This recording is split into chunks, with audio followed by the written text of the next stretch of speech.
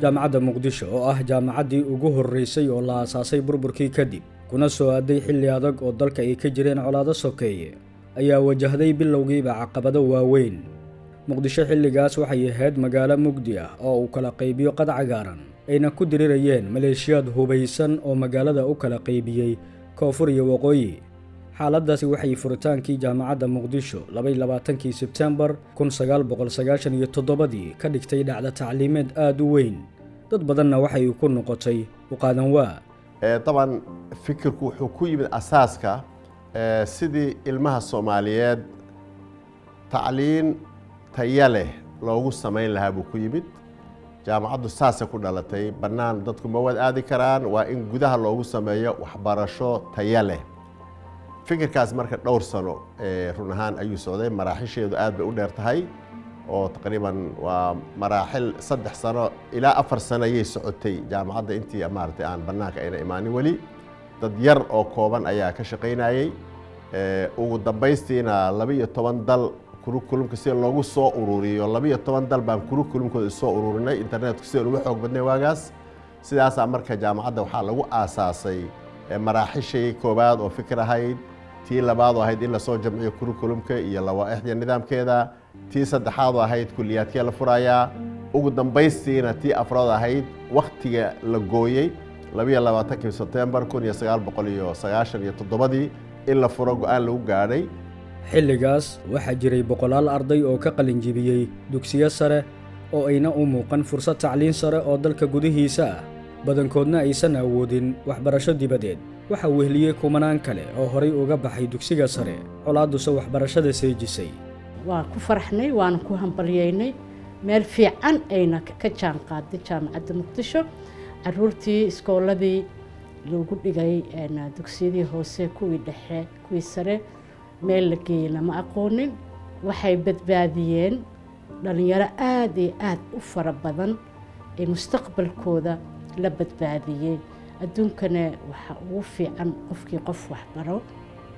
wax kasta waa la heli karaa, laakiin waxbarashada aaday qiimo u leedahay, muhiimna u tahay. dhab ahaan jaamacadda muqdisho xilli aad u adag ayay suurtagelisay fursad tacliin sare oo dalka gudihiisa ah.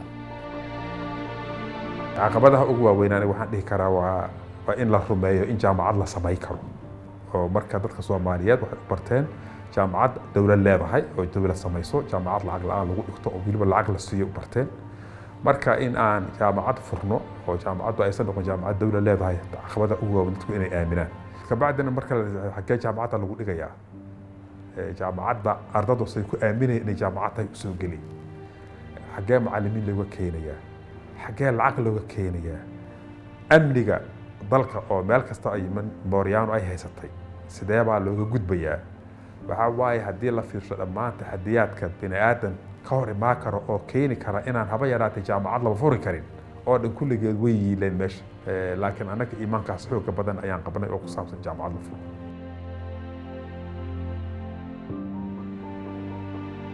laakiin dhibka iyo xanuunka waxaa ka dhasho raje. jaamacadda muqdisho oo waxbarashada bilowday 22 Sebtembar 1997 waxaa laga furay dugsigii Maxamuud Axmed Cali oo ku yaala degmada Kaaraan. waxaa lagu bilaabay 3 kuliyadood oo kala ah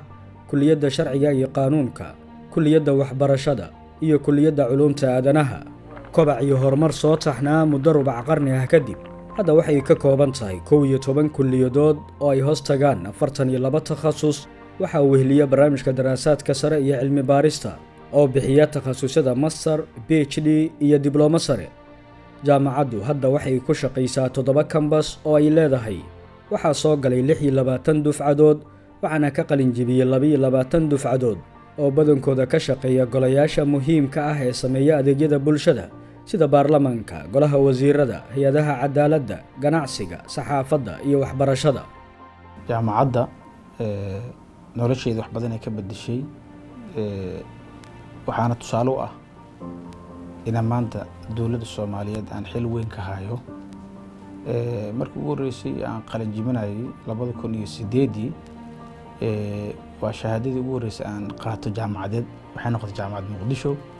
aniga hadda waxaan ahay xildhibaan baarlamaan ka tirsan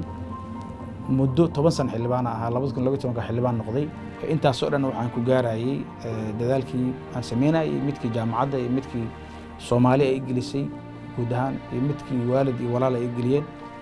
haba ugu weynaata aqoonta jaamacadda aan ka kororsaday taasaa keentay maanta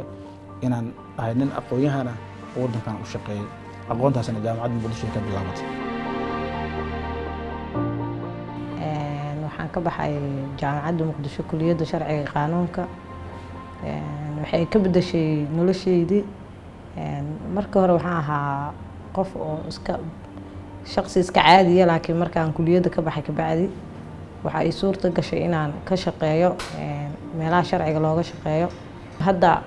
waxaan ahay xildhibaan kamid ah xildhibaanada baarlamaanka federaalka Soomaaliyeed ee 11aad baahiyaha dalka Soomaaliya ka jiro guud ahaan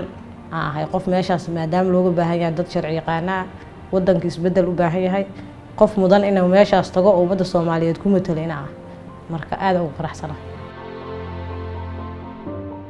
waxaan ka mid ahaa ardaydii ka aflaxday jaamacadda Muqdisho kulliyadda saxaafadda iyo siyaasadda si gaar ah takhasuskayga weyn waa cilmiga saxaafadda waxaan ka baxay jaamacadda sanadkii 2012 aniga waxaan ku takhasusay cilmiga saxaafadda ilaa haddana aan ku shaqeeyo waxaan ahay maamulaha shirkadda Bila Media waxaan ku faraxsanahay in wixii aan ka bartay jaamacadda Muqdisho nolosheeda ay bedeshay bulshadeedana aan ugu shaqeynayo farxad weyn ay arrintaasi dareensiinaysaa in baahidii bulshada u qabtay cilmiga saxaafadda aan u gudanayo si fursadaha tacliinta sare loo gaarsiiyo magaalooyinka Soomaalida jaamacadda Muqdisho waxay faracyo ka furtay magaalooyin ka baxsan caasimadda 2008 jaamacaddu waxay farac ka furtay magaalada Boosaaso taasoo lagu bilaabay 5 kulliyadood markii ay ka qalin jebiyeen 5 dufcadood sanadkii 2016 waxa loo bedelay jaamacad madax bannaan waana jaamacadda Badda Cas iyada oo ka duuleysa ahmiyadda adeega bulshada iyo cilmi baarista jaamacaddu waxay furtay macaahid cilmi baaris iyo xarumo adeeg bulsho oo ay ka mid yihiin معهدka cilmi baarista Soomaaliyeed ISOS oo ka shaqeeya cilmi baarista Soomaalida iyo Geeska Afrika معهدka nabadda iyo deegaanka oo qaabilsan ku wacyigelinta bulshada ahmiyadda nabadda iyo dhowridda deegaanka xarunta adeega bulshada iyo tacliinta joogtada oo ka shaqeysa dhinacyada tababarada tala bixinta iyo tayeynta xirfadaha shaqo معهدka luqadaha oo ka shaqeeya barashada luqadaha caalamiga ah iyo xoojinta afka hooyo xarunta daryeelka hooyada iyo dhallaanka oo ka shaqeysa caafimaadka hooyada iyo dhallaanka wacyigelinta iyo la dagaalanka caadooyinka xunxun ee bulshada isbitaalka jaamacadda oo ka shaqeeya adeegyada caafimaad ee bulshada ayna ku tababartaan ardayda caafimaadka iyo idaacadda himilo oo ah idaacad bulsho kana shaqeysa baahinta barnaamijyo ku saabsan dhaqanka suuban dhaqaalaha suugaanta qoyska xoojinta nabadda iyo dib u heshiisiinta laguna tababaro ardayda dhigata saxaafadda jaamacaddu waxay leedahay maktabad dhexe oo casri ah lehna furuuc kala duwan oo ku kala yaala kambasyada jaamacadda iyo maktabad elektarooniga oo laga heli karo in ka badan 64 milyan oo buug iyo maraajic kala duwan si ay saameyn ugu yeelato gobolka jaamacaddu waxay dadaal ku bixisay xoojinta xiriirka kala dhaxeeya ururada jaamacadaha heer gobol iyo heer caalami waxayna xubin ka tahay 9 urur jaamacadeed sidoo kale waxay heshiis gaar ah la leedahay 10 jaamacadood oo ku kala yaala dhammaan qaaradaha caalamka jaamacadda Muqdisho dabcan waxay bilaabantay waqti adag waxayna soo martay maraaxil kala gedisan waxay soo saartay aqoon-yahan Soomaaliyeed oo ku hubeysan cilmi iyo akhlaaq waxay hormuud u ahayd muddada tacliinta sare ee dalkeena maanta oo 25 jirsatay waxay diyaar u tahay inay la tartanto asaageeda bariga Afrika kula tartanto tacliinta yeysan cilmi baadhis teknolojiya iyo adeeg kasta oo ay qabato jaamacadi waxaan munaasabadan 25 guurada hambalyo u dirayaa dhammaan shacbiga Soomaaliyeed gaar ahaan bahda reer jaamacadda Muqdisho muddada dheer soo bixiyay dadaalka nafti hurnimadka ah intii dhimatay Allah u naxariisto inta kalena Ilaahay ha barakeeyo